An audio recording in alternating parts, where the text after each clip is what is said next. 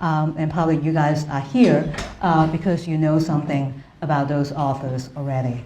So I'm not going to be going over a lot of material that you guys know already. Instead, what I'd like to do is to come up with a little bit of material that might be somewhat surprising to you. And I'm going to be talking about three analytic scales. This is kind of a critical paradigm that we'll be using throughout the semester, which the use of three analytic scales to talk about the authors. So first of all, there's the macro history of the United States and the world. And two texts come to mind, both Hemingway's For Whom the Bell Tolls and To Have and Have Not. So that's the largest possible level. And then we'll go down a little bit to the next level, which is still large, but it has to do with narrative experiments of modernism, and the texts that we're reading can all be called modernist texts in one way or another. So we'll be looking at the Sound of Fury specifically for that register, that analytic register of experimentation. And finally, we'll be looking at the smallest possible scale, micro level. And it has to do with sensory details. In fact, all three of them are wonderful on sensory details, but today we'll just be talking about one text, The Great Gatsby, and one particular moment when the registering of the sensory world is very important. So let me go to Hemingway and talk a little bit about him in many ways as a kind of a gateway or a guide to a global vision of American literature. Hemingway was very much a world traveler. He, basically we can get a map of the world by just looking at his writings. But he had a special love of the Spanish language. For Whom the Bell Tolls, we'll be reading this in our class, is about the Spanish Civil War. And Hemingway was there as a war correspondent. But we can see that he actually got into combat situations right here. It's really interesting to think about Hemingway as both a journalist and also a novelist. So there's the global dimension of Hemingway, but also the global dimension of the Spanish Civil War itself. It was a civil war. It was between two sides fighting in Spain. But it was also very much an international war in the sense that Russia was a part of it, Germany was a part of it, Italy was a part of it. So it very much was a gathering of a lot of nations converging on the soil of Spain and fighting a war that in name was the Spanish Civil War, but actually in action, in terms of its cast of players, was very much an international war. This is one level at which we can understand Hemingway, is that he really was a player in a very large-scale map of the world. And because he was such a player on a large-scale map, we shouldn't be surprised that he would be going to other countries as well, and his love of the Spanish language would take him to Cuba. We'll be reading To Have and Have Not, which is about Cuba. And this is a very unforgettable image of Hemingway and Castro. We might not know that they were actually good friends. So this is just something that we should keep in mind as we read Hemingway. And Hemingway actually, the Spanish Civil War ended in 1939. And from 1939 to 1960, he actually lived in Cuba. He wrote a lot of his important novels there. The Old Man and the Sea was written when he was living in Cuba. So, again, a very important fact to bear in mind. And this is the interior of his house in Cuba. And I don't know, I'll put all of this, the PowerPoint on our website so you'll be able to see the detail. But this is a cigar box that was given to Hemingway. And on the cigar box it says Gran Amigo de Cuba. great friend of Cuba. Hemingway right now is not just an American author, but very much a Cuban author in Cuba. We won't actually be talking about Castro's Cuba, to have and have not, actually took place earlier, but this is just kind of a continuing relation that Hemingway has to that country. So we'll move on now to the next scale of analysis, and this is the narrative experiment, the very striking narrative styles that we see in this body of writings, and no more so than in The Sound of Fury. I think that if we've read that novel, we know that it's impossible just to read it once and understand all of it, right? This is the kind of novel that really compels us to go back to read several times because of the level of experimentation in that novel. So this is from the opening of The Sound of Fury. And you guys probably know that there are 4 sections to The Sound of Fury. And the first section is told by Benji, who's clinically retarded. So this is, all the action is unfolding in the mind of someone who's not really registering the world most of us do. So let's just see how Benji understands the world, how he takes in the world. "Did you come to meet Caddy?" she said, rubbing my hands. "What is it? What are you trying to tell Caddy?" Caddy smelled like trees, and like when she says, "We were asleep." "What are you moaning about?" Luster said. "You can watch again when we get to the branch. Here's you, a Jimson week." He gave me the flower. Makes no sense, right? Right now, it doesn't make any sense. Okay, so I'm sorry, but I have to tell you that this is actually a conflation of 2 moments in time. The first moment takes place when Benji was just a young boy. The second, in italics, takes place when Benji is actually 33 years old. So we don't usually tell the story that way, jumping across such a vast space of time. But that's exactly the kind of narrative technique that Faulkner uses in The Sound of Fury. And the numerous advantages and challenges to that kind of writing.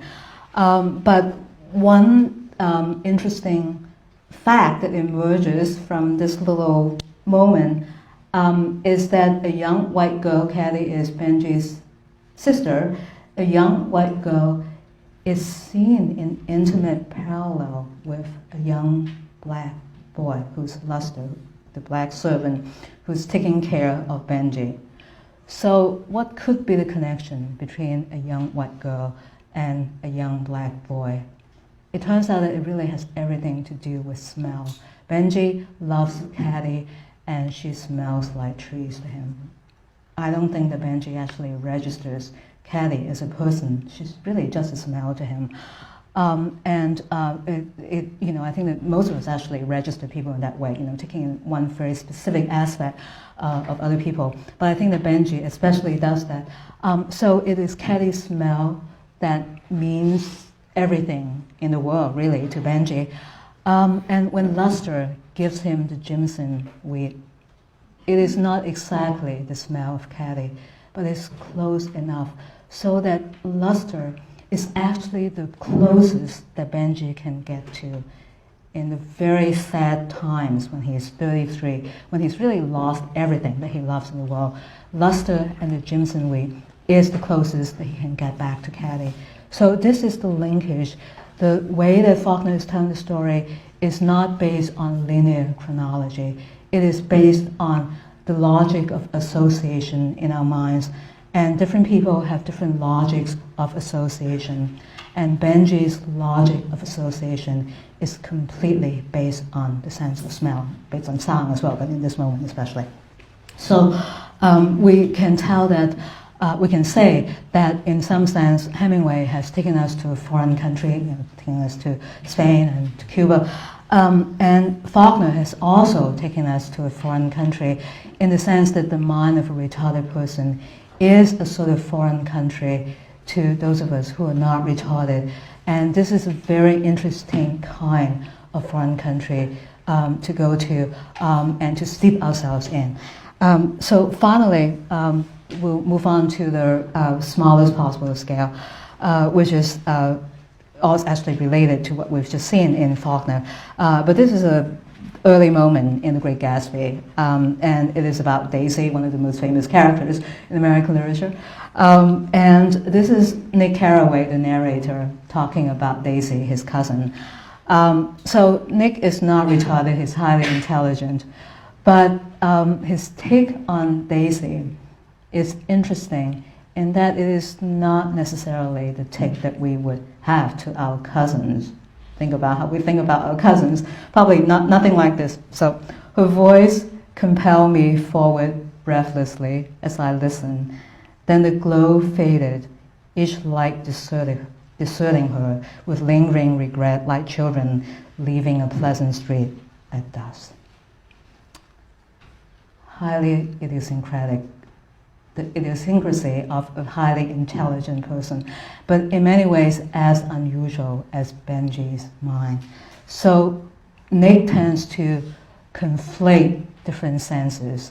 He's talking about the quality of sound of Daisy, but he's using visual images to talk about that quality of sound.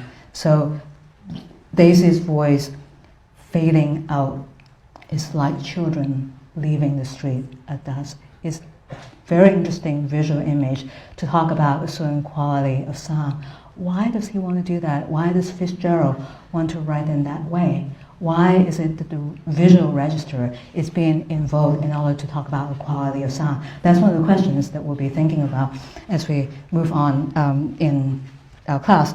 So, so far you've noticed that I've associated one scale of analysis with one author, right? So Hemingway is associated with the largest possible scale, Faulkner with kind of a middle scale, and Fitzgerald with a micro level. We could do it that way, but I don't really want you to get the impression that one author is to be associated only with that one particular scale. So in the rest of the lecture, what I'd like to do is to talk about one phenomenon that is a cross-scale phenomenon, that is something that invites experience on all three levels, on the largest possible scale, on the mid-level and smaller scale as well, that all three authors talk about to some extent. Maybe they don't talk about it in a kind of frontal way, but they engage it in some fashion. So it's an important event for them. And it's not surprising that war should be an important event to all three authors, because the body of writings that we're looking at really all come right after World War I. So World War I is in some sense the unspoken horizon right behind all of these writings.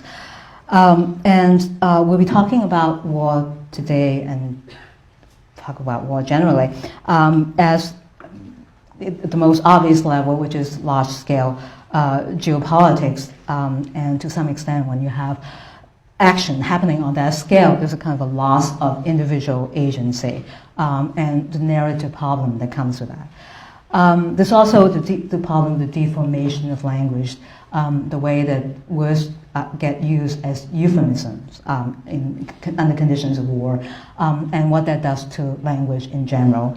And then we'll talk about war as a psychic phenomenon, combat trauma, and the psychology of homecoming. All of this we're familiar. All of these are just things that happen when we go to war.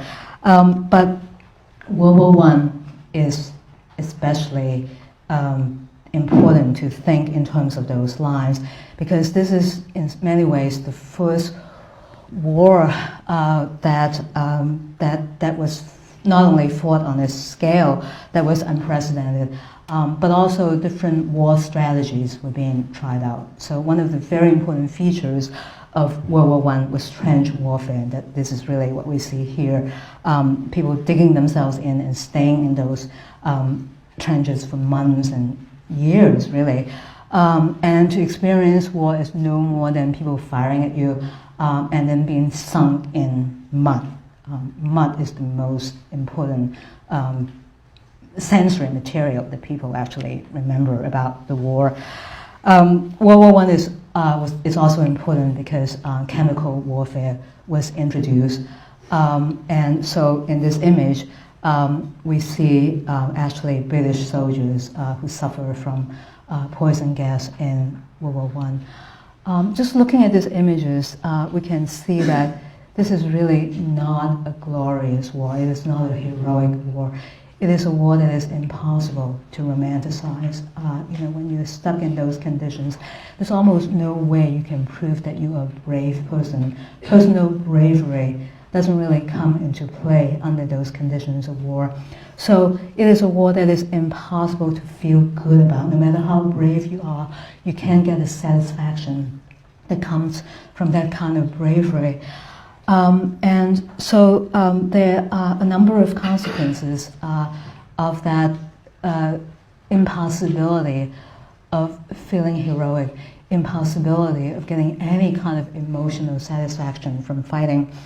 Paul Fussell, who's a very insightful and important critic, wrote a book called The Great War and Modern Memory, and is kind of a celebrated classic on war and literature. And this is what he says, what he claims.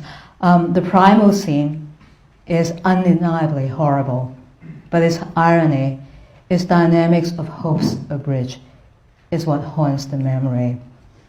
I'm saying that there seems to be one dominating form of modern understanding, that it is essentially ironic, that it originates in the application of mind and memory to the events of the Great War, and the Great War is World War I. So Paul Fussell claims that the war structures human experience, both those who were actually fighting and civilians back at home, or people who come back to civilian life, as basically an ironic structure through which we experience the world. What does that mean? We'll be looking more to think about what it means to experience the world through the lens of irony.